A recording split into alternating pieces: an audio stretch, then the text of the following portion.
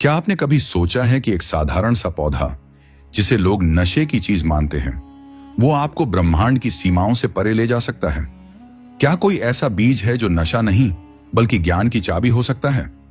जरा सोचिए, अगर कोई पौधा आपको अपने भीतर की सबसे गहरी चेतना से जोड़ सके, अगर एक वनस्पति आत्मा और ब्रह्मांड के रहस्य खोलने की कुंजी हो, तो क्या आप उसे सिर्फ नशा कहेंगे? आज हम उस गूढ़ रहस्य की परतें खोलेंगे जिसे सदियों से छुपाया गया है। यह कहानी है भांग की, एक ऐसा पौधा जो शिव का प्रसाद भी है और आधुनिक समाज की घृणा भी। कल्पना कीजिए, एक ऐसी रात जब आकाश पूरी तरह से शांत है, तारे मानो कुछ कहने को तैयार हैं और एक साधु हिमालय की गुफा में बैठा है, आंखें बंद, शरीर स्थिर, लेकिन चेतना किसी और ही लोक में तैर रही है। क्या वह कोई औषधि थी जिसने उसे इस अलौकिक अनुभव तक पहुंचाया, या कोई साधना? क्या हो अगर हम आपको बताएं कि वह साधु शिव का उपासक था और उसने ध्यान से पूर्व जो ग्रहण किया था वह कोई नशा नहीं बल्कि एक पवित्र प्रसाद था, भांग। लेकिन रुकिए, क्या आपने भांग को अब तक एक नशीली चीज माना है? तो यह कहानी आपके सोच के हर दरवाजे को खोल सकती है। आज हम जानेंगे, क्या भांग सचमुच आत्मज्ञान की ओर ले जा सकती है, या यह सब केवल भ्रम है? इस वीडियो को अंत तक देखिए, क्योंकि जो आप जानने वाले हैं वो आपकी चेतना को झकझोर सकता है। अगर आप भी सत्य की तलाश में हैं, तो इस यात्रा में हमारे साथ चलें। चैनल सब्सक्राइब करें और रहस्यों की गहराई में उतरते रहें। भांग एक शब्द जिससे कई लोग डरते हैं तो कुछ आकर्षित होते हैं, लेकिन बहुत कम लोग हैं जो इसके असली रहस्य को जानते हैं। आज भांग को अक्सर ड्रग, नशा, खतरनाक पदार्थ जैसे टैग्स से जोड़ा जाता है, लेकिन क्या आप जानते हैं कि यह वही पौधा है जिसे कभी देवताओं का अमृत कहा जाता था? हमारे ऋषि मुनियों ने इसे औषधि नहीं, एक साधना का हिस्सा माना। यह सिर्फ एक हरी पत्तियों वाली वनस्पति नहीं थी, बल्कि एक चेतना को खोलने वाला द्वार, एक दिव्य रहस्य। हजारों साल पहले, जब विज्ञान की भाषा नहीं थी, तब भी हमारे पूर्वजों ने इसके गूढ़ प्रभावों को समझा था। भांग को केवल शरीर को प्रभावित करने वाला पदार्थ नहीं, बल्कि मस्तिष्क के अदृश्य द्वारों को खोलने वाला कूट ज्ञान माना गया। लेकिन समय बदला, समाज बदला और धीरे धीरे भांग की पहचान एक नशे में बदल दी गई। तो क्या यह केवल एक ऐतिहासिक संयोग था, या फिर जानबूझकर इस रहस्य को छिपाया गया? यदि हम भारतीय संस्कृति के सबसे रहस्यमय और शक्तिशाली देवता महादेव शिव की बात करें, तो भांग को उनसे अलग नहीं किया जा सकता। कथाओं में कहा गया है कि जब देवता और असुरों ने समुद्र मंथन किया तो उसमें से हलाहल विष निकला, पूरा ब्रह्मांड थम गया। तब महादेव ने वह विष पी लिया और उनकी तपस्या की अग्नि को शांत करने के लिए भांग को उनके लिए अर्पित किया गया। कहते हैं जब शिव ध्यान में लीन होते हैं तो उनकी चेतना भांग के माध्यम से और भी गहरी हो जाती है। वह सिर्फ समाधि में नहीं जाते, अस्तित्व के परे चले जाते हैं। भांग उनके लिए नशा नहीं बल्कि शिवत्व का प्रवेश द्वार थी। इसीलिए आज भी महाशिवरात्रि पर शिव के भक्त भांग को प्रसाद के रूप में ग्रहण करते हैं, लेकिन यह आनंद के लिए नहीं, आत्मा से जुड़ने के लिए होता है। क्या आप जानते हैं कि जिस भांग को आज समाज में केवल एक नशीली वस्तु माना जाता है, उसका उल्लेख हमारे सबसे प्राचीन और पवित्र ग्रंथों में हुआ है? हाँ, वही वेद जो सनातन ज्ञान के शाश्वत स्रोत माने जाते हैं।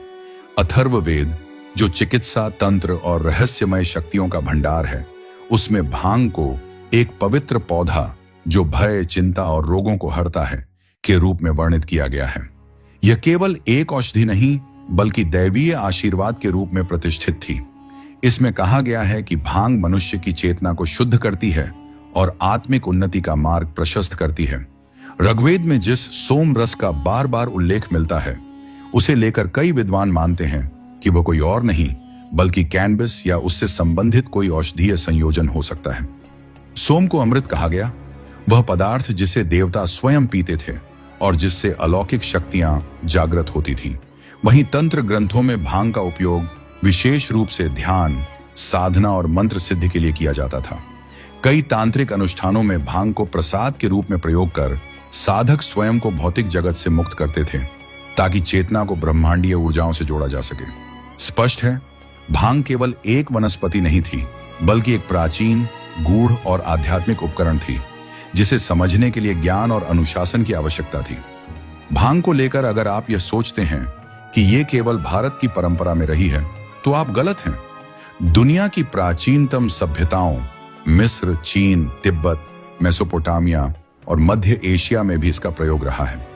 चीन के महान दार्शनिक लाओ त्से ने इसे ध्यान का धुआं कहा। तिब्बती लामाओं ने इसे चेतना की गूढ़ खिड़की बताया। मिस्र के पुरोहित इसे अंडरवर्ल्ड, नेनार, नेत्रलोक की यात्रा का द्वार मानते थे।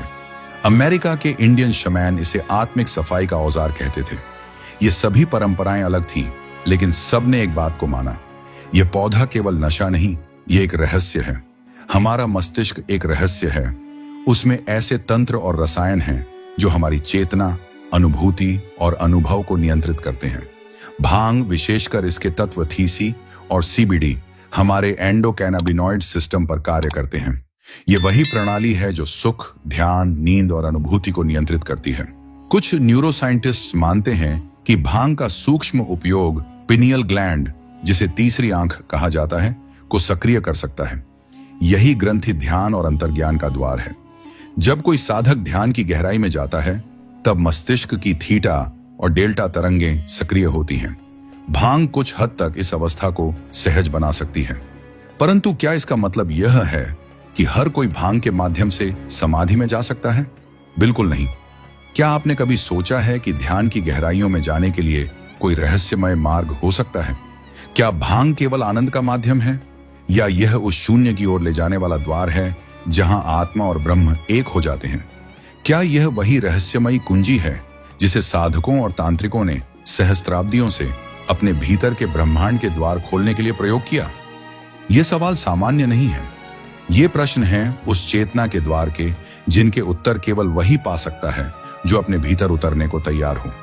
इस अध्याय में हम उसी द्वार की ओर यात्रा करेंगे जहां पर भांग केवल एक पत्ता नहीं, बल्कि एक साधना यंत्र बन जाती है। आत्मज्ञान की सीढ़ियों पर चढ़ने का एक गूढ़ उपकरण। प्राचीन भारत में साधु और तांत्रिक केवल ध्यान में बैठते नहीं थे, वे ध्यान को जीते थे। उनका हर श्वास, हर संकल्प उस अज्ञात की खोज में था जिसे दुनिया ने परमात्मा कहा।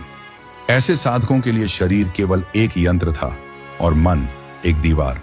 उस दीवार को पार करने के लिए उन्होंने प्राकृतिक साधनों की खोज की, और यहीं पर उनका सामना हुआ एक रहस्यमय वनस्पति से, भांग। कहते हैं कुछ तांत्रिक परंपराओं में भांग को काया से माया हटाने का पात्र माना गया। ये वही साधु होते थे जो शिव को अपने गुरु और मार्गदर्शक मानते थे। वे जानते थे कि शिव समाधि में क्यों लीन रहते हैं, और उन्होंने यह भी जाना कि भांग उन्हें उस अवस्था तक कैसे ले जा सकती है। इस पौधे का सेवन वे केवल विशेष अवसरों पर करते थे, जब ग्रह, तारे और आत्मा सभी एक सीध में आ जाएं। वह कोई रोजमर्रा की आदत नहीं थी, वह एक अभिषेक था, चेतना का। ध्यान कोई रहस्य नहीं रहा। आधुनिक विज्ञान भी अब यह स्वीकार कर चुका है कि ध्यान के समय मस्तिष्क अल्फा, थीटा और डेल्टा तरंगों में कार्य करता है, जो सामान्य चेतना से बिल्कुल अलग अनुभव प्रदान करती है। ध्यान के गहरे स्तर पर पहुंचने के लिए मस्तिष्क को शांत होना पड़ता है, इंद्रियां निष्क्रिय और अहंकार तिरोहित होना चाहिए। अब यहां एक रहस्य और सामने आता है। भांग के कुछ विशिष्ट तत्व जैसे THC और CBD मस्तिष्क के एंडोकैनाबिनॉइड सिस्टम पर असर डालते हैं। ये पदार्थ मस्तिष्क की उन संरचनाओं को सक्रिय करते हैं जो चिंता, भय और समय की अनुभूति से जुड़ी होती हैं। जब ये बंद हो जाती हैं, तो व्यक्ति एक नई चेतना में प्रवेश करता है, जहां ध्यान स्वाभाविक रूप से गहरा हो जाता है। तांत्रिकों ने शायद इसे आधुनिक विज्ञान से पहले ही समझ लिया था। भारत की हर योग परंपरा में तीसरी आंख का उल्लेख है। यह आज्ञा चक्र वह बिंदु है जहां से अंतरात्मा देखती है। आधुनिक विज्ञान इस चक्र को पीनियल ग्लैंड कहता है, जो मस्तिष्क के बीचों बीच स्थित होता है और मेलाटोनिन नामक हार्मोन का निर्माण करता है, जो नींद, स्वप्न और अंतर्दृष्टि से जुड़ा होता है। कुछ अध्यात्मवादी मानते हैं कि भांग का सूक्ष्म प्रभाव इसी पीनियल ग्लैंड पर होता है। जैसे ही इसका असर शुरू होता है, व्यक्ति का दूसरा बोध सक्रिय होने लगता है। यहीं से वह देखता है वो जो आंखों से नहीं दिखता। तीसरी आंख वह दर्पण बन जाती है जिसमें आत्मा स्वयं को पहचानती है। शिव को योगीश्वर कहा गया है, योग का अधिपति, ध्यान का आदि पुरुष। पौराणिक कथाओं में वर्णित है कि शिव सदा समाधि में लीन रहते हैं और उनका प्रिय प्रसाद है भांग। पर क्या इसका अर्थ है कि शिव नशे में रहते हैं? बिल्कुल नहीं। इसका अर्थ है कि भांग उस साधन का प्रतीक है जो साधक को माया से परे ले जाता है। शिव की समाधि का रहस्य उनके शिवत्व में है, जहां मैं मिट जाता है और केवल हूं रह जाता है। तांत्रिकों ने जब शिव की साधना की तो उन्होंने भांग को उसी भाव से ग्रहण किया, न नशे के रूप में बल्कि एक पुल के रूप में जो साधारण मनुष्य को चित्त की चरम अवस्था तक ले जाए। तंत्र, योग और भक्ति, ये तीनों ही साधना के प्रमुख मार्ग हैं। तंत्र साधना में विशेष वनस्पतियों का उपयोग स्वीकार्य रहा है। पंच मकारों में एक मदा या मदिरा था, लेकिन उसका अर्थ कोई शराब नहीं बल्कि वह दिव्य रस था जो साधक को चेतना की एक नई अवस्था में ले जाए। योग परंपरा में भांग का स्थान सीमित रहा, लेकिन कुछ विशेष कपालभाति, कुंडलिनी जागरण या त्राटक ध्यान में इसे मनोद्वार खोलने के उपकरण के रूप में देखा गया। वहीं भक्ति मार्ग में शिव को भांग अर्पण करने का अर्थ था, हे शिव, यह मेरा अहंकार है, इसे प्रसाद स्वरूप स्वीकार कर इसे नष्ट कर दो। जब कोई साधक भांग का उपयोग करता है तो उसका चित्त खुलने लगता है। ऐसे समय पर यदि वह मंत्र जाप जैसे AUM नमः शिवाय या सोहम करता है तो वह ध्वनि तरंग उसके मस्तिष्क के अंदर गूंजती है और गहरी स्थिति में प्रवेश करवाती है। मुद्राएं जैसे ज्ञान मुद्रा, शून्य मुद्रा या अनाहत मुद्रा शरीर की ऊर्जा को विशेष मार्गों में प्रवाहित करती है। जब भांग का सूक्ष्म प्रभाव इन मुद्राओं और मंत्रों के साथ समन्वय में होता है तब साधक सिद्ध बनता है, ऐसा व्यक्ति जो अपनी ही चेतना का साक्षात्कार करता है। सामान्यतः हमारी चेतना 4 अवस्थाओं में कार्य करती है: जागृत, स्वप्न, सुषुप्ति और तुरीय। भांग इन अवस्थाओं के बीच की रेखाएं मिटा देती हैं, जिससे साधक तुरीयातीत स्थिति में प्रवेश कर सकता है, जहां कोई द्वंद्व नहीं, कोई मैं नहीं, केवल शिवत्व है। तंत्र ग्रंथों में वर्णन है कि जब साधक ध्यान के साथ भांग का सीमित और संयमित उपयोग करता है तो वह समाधि की दहलीज पर पहुंच जाता है। यह अवस्था वह नहीं होती जो किसी कल्पना में है, बल्कि वह इतनी वास्तविक होती है कि व्यक्ति आत्मा और परमात्मा के बीच की दीवार को गिरा देता है। क्या ये रहस्य आपकी आत्मा को छू रहे हैं? तो रुके नहीं, अभी वीडियो को लाइक करें और सब्सक्राइब करें हमारे चैनल को, क्योंकि ऐसी ही अद्भुत यात्राएं आपका इंतजार कर रही हैं। जब बात आती है तंत्र की चरम सीमाओं की, तो अघोरी परंपरा का नाम सबसे ऊपर आता है। अघोरी साधु उन स्थलों पर रहते हैं जहां आम जन जाना भी पाप समझता है। श्मशान, वीरान जंगल, निर्जन घाट। लक्ष्य किसी डर को जीतना नहीं होता, बल्कि उस डर की वास्तविकता को पहचानना होता है। अघोरी भांग का सेवन विशेष रीतियों से करते हैं। वे इसे तंत्र के दक्षिण मार्ग के औषधीय उपकरण की तरह प्रयोग करते हैं। ध्यान दें, यह कोई मौज मस्ती या रसास्वादन का साधन नहीं होता। यह केवल उस चेतना के द्वार को खोलने का माध्यम होता है जो आम जीवन के लिए बंद रहता है। अघोरी जब भांग के साथ ध्यान में जाते हैं तो वे अपने शरीर, विचार और अहंकार की सीमाएं छोड़ देते हैं। वे इस जीवन को मृत्यु की गोद में रखकर परम जीवन की खोज करते हैं। यह प्रक्रिया खतरनाक होती है, क्योंकि अगर साधना की शुद्धता न हो तो मन विकृत हो सकता है।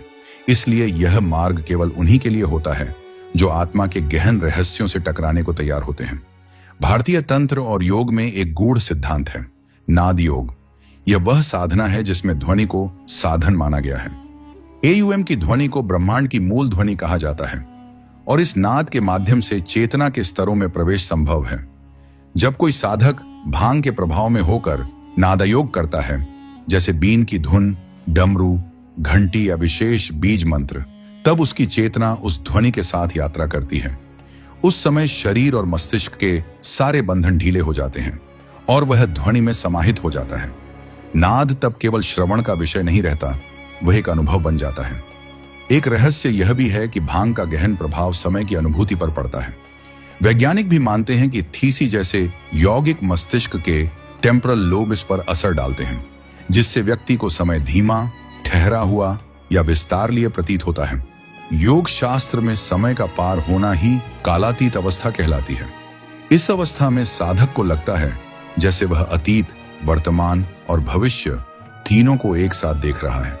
कई साधकों के अनुभवों में यह देखा गया है कि ध्यान की चरम अवस्था में भांग की सहायता से वे अतीत के दृश्यों को पुनः देख सके और कुछ ने तो भविष्य की झलकें तक पाई हैं। क्या यह केवल मस्तिष्क का भ्रम है या वास्तव में चेतना उस स्तर तक पहुंच सकती है जहां समय एक भ्रम है? पिछले कुछ वर्षों में भांग और मेडिटेशन पर कई अध्ययन हुए हैं। अमेरिका और इजराइल जैसे देशों में कुछ वैज्ञानिकों ने यह पाया कि सीमित मात्रा में भांग के सेवन से मस्तिष्क में डिफॉल्ट मोड नेटवर्क धीमा पड़ता है, जो आत्मचिंतन और ध्यान के दौरान सक्रिय रहता है। जब यह नेटवर्क धीमा होता है, तब व्यक्ति विचारों के पीछे झांक सकता है, उस बिंदु पर पहुंचता है जहां विचार और विचारक के बीच की दूरी मिट जाती है। यह वही अवस्था है जिसे ध्यान में एकाग्र समाधि कहा गया है। यानी विज्ञान भी अब धीरे धीरे इस दिशा में जा रहा है, जिसे हमारे तांत्रिकों और योगियों ने हजारों साल पहले देखा, जिया और सहेजा था। कई आधुनिक साधक जो हिमालय की कंदराओं में वर्षों से ध्यान कर रहे हैं, बताते हैं कि भांग को ध्यानपूर्वक एकाग्रता से और विशेष मंत्रों के साथ लेने पर मन अत्यंत शांत हो जाता है। एक योगी कहते हैं, जब मैं भांग का प्रयोग करता हूं तो मेरी सांस की गति धीमी हो जाती है, मेरा मन स्थिर हो जाता है, जैसे कोई झील जिसमें एक भी लहर ना हो। उस समय मैं केवल हूं। दूसरे साधक का अनुभव है, भांग मेरे लिए शिव का प्रसाद है। मैं इसे तभी लेता हूं जब भीतर की यात्रा बहुत कठिन हो जाए। यह मुझे वह धक्का देता है जो मुझे मौन की गहराइयों में ले जाता है। यहां स्पष्ट है, यह साधन है, साध्य नहीं। उद्देश्य केवल अनुभव करना है, खो जाना नहीं। भांग एक शक्तिशाली औजार है, लेकिन हर औजार का प्रयोग सावधानी से होना चाहिए। जो व्यक्ति मानसिक रूप से अस्थिर हो या जिसका उद्देश्य केवल नशा हो, उसके लिए यह मार्ग नहीं है। यह अग्नि है, यह तपाए भी सकती है और भस्म भी कर सकती है। सभी प्राचीन ग्रंथों में भांग के साथ साधना का उल्लेख विशेष परिस्थिति, गुरु की देखरेख और संयम के साथ ही किया गया है। यह कोई दैनिक सेवन की वस्तु नहीं, यह यात्रा का साधन है और केवल वही इस यात्रा पर जा सकता है जो भीतर उतरने की हिम्मत रखता हो। आखिरकार यह समझना आवश्यक है कि भांग मंजिल नहीं है, वह केवल एक सीढ़ी है जो ध्यान की ऊंचाइयों की ओर ले जाती है। असली साधना तो उस क्षण शुरू होती है जब व्यक्ति इस सीढ़ी को पार कर जाता है, जब उसे भांग की आवश्यकता नहीं पड़ती, क्योंकि चेतना अब स्वतः ही मुक्त हो चुकी होती है। भांग तब केवल एक स्मृति रह जाती है, उस यात्रा की शुरुआत की जिसने आत्मा को ब्रह्म से जोड़ दिया। भांग, ध्यान, साधना और शिव, ये चारों शब्द अपने आप में एक ब्रह्मांड हैं। जब इनका समन्वय होता है तो साधक केवल बैठा नहीं रहता, वह उड़ने लगता है। उसकी उड़ान शून्य की ओर होती है, जहां कोई शब्द नहीं, कोई रूप नहीं, केवल अनुभव होता है। शायद यही कारण है कि हर शिवरात्रि पर लाखों लोग भांग का सेवन करते हैं। यह कोई मेला नहीं, यह चेतना की सामूहिक यात्रा है। वे सब जानते हैं, कहीं ना कहीं भांग उन्हें शिव के और करीब ले जाएगी। और शिव केवल एक देव नहीं, बल्कि वह अनुभव है जो ध्यान की अंतिम अवस्था में होता है। क्या आप भी उन अनगिनत जिज्ञासुओं में से एक हैं जिनके भीतर एक सवाल कई वर्षों से गूंजता आया है? क्या आत्मज्ञान किसी वनस्पति के सहारे संभव है? क्या शिव की भांग सिर्फ एक मिथक है, या फिर यह किसी गहरे गुप्त सत्य की ओर इशारा करती है? क्या यह एक ऐसा साधन है जिसे समझ लिया जाए तो चेतना के सभी दरवाजे खुल सकते हैं, या फिर यह बस एक भ्रम है, एक मायाजाल जो हमें आत्ममुग्ध कर देता है लेकिन आत्मा से दूर ले जाता है? तो क्या आत्मज्ञान किसी बाहरी वनस्पति के सहारे प्राप्त किया जा सकता है? शायद शुरुआत में हां, लेकिन अंत में नहीं। आत्मज्ञान का अंतिम सत्य तब आता है जब साधक अपने सभी सहारों को छोड़ देता है। मंत्र, यंत्र, भांग, ध्यान की तकनीक, सब कुछ। वह जब केवल शुद्ध होने की अवस्था में पहुंचता है, तब ब्रह्म प्रकट होता है।